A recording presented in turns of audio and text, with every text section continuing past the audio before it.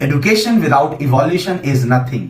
अब एक बेसिक बात सोचिए बेटा, एक डॉक्टर ने एक पेशेंट को प्रिस्क्राइब किया कि आपको डेली एक टैबलेट 10 दिन तक खानी है, तो अगर वो पेशेंट 10 टैबलेट एक ही दिन में खा ले तो क्या वो ठीक हो जाएगा?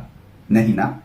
हमारा शरीर जब 10 दिन की दवा एक दिन में नहीं खा सकता है तो हमारा दिमाग 10 दिन की पढ़ाई एक दिन में करे या महीने भर की पढ़ाई एक दिन में करे तो आप सोचिए हमारे दिमाग की क्या हालत होती होगी। जब हम रात भर जाग करके 2 दिन एक एग्जाम की तैयारी करते हैं तो बेटा वो हमारे दिमाग के लिए बिल्कुल भी सेहतमंद नहीं है, वो हमारे एजुकेशन में किसी तरह से काम नहीं आता है। आप सोचिए कि आप रात भर जाग करके पढ़ते हैं, सुबह जाकर एग्जाम देते हैं और शाम तक सारा भूल जाते हैं, तो वो आपके लिए वो 1.5 दिन का एक्सरसाइज बिल्कुल जीरो नहीं हो गया। और आप इस तरह से लगभग 30 से 40 एग्जाम एक एकेडमिक ईयर में दे देते हैं, यानी कि आपने अगर 1.5 दिन का अगर टाइम ब्लॉक किया तो आपने लगभग 2 महीने का टाइम इस तरह से टुकड़ों में टेस्ट में बर्बाद कर दिए जो आपके मेन एग्जाम में काम नहीं आएगा।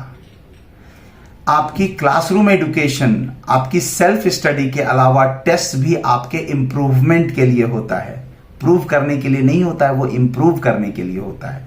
टेस्ट में जब आपके स्कोर कम आते हैं, कोई क्वेश्चन आप नहीं कर पाते हैं, तो वो आपको बताता है कि आपके ग्रे एरियाज कहां पे हैं। अगर आप रात भर जाकर के उस ग्रे एरियाज को अगर आप ढक देते हैं तो आप अपनी कमी को खुद से छुपा लेते हैं, तो फिर आप इंप्रूव कैसे करेंगे? सोचने वाली बात है। तो सही तरीका पढ़ने का क्या है?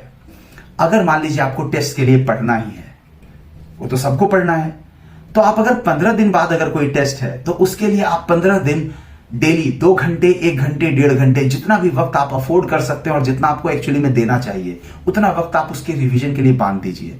वो आपके रिवीजन साइकिल का भी पार्ट हो गया, आपके टेस्ट की भी तैयारी हो गई और आप पैनिक भी नहीं हो रहे हैं, रात भर जाग नहीं रहे हैं, तो आपके हेल्थ को भी वो अफेक्ट नहीं कर रहा है। और सबसे बड़ी बात, आप जो कुछ भी पढ़ रहे हैं उसके साथ आप उसके बारे में सोच रहे हैं, समझ रहे हैं और इवॉल्व कर रहे हैं। आपका माइंड भी हेल्दी होगा, शरीर भी हेल्दी होगा और आपके रिजल्ट्स और अल्टीमेट गोल की प्रिपरेशन सब कुछ हेल्दी होंगे।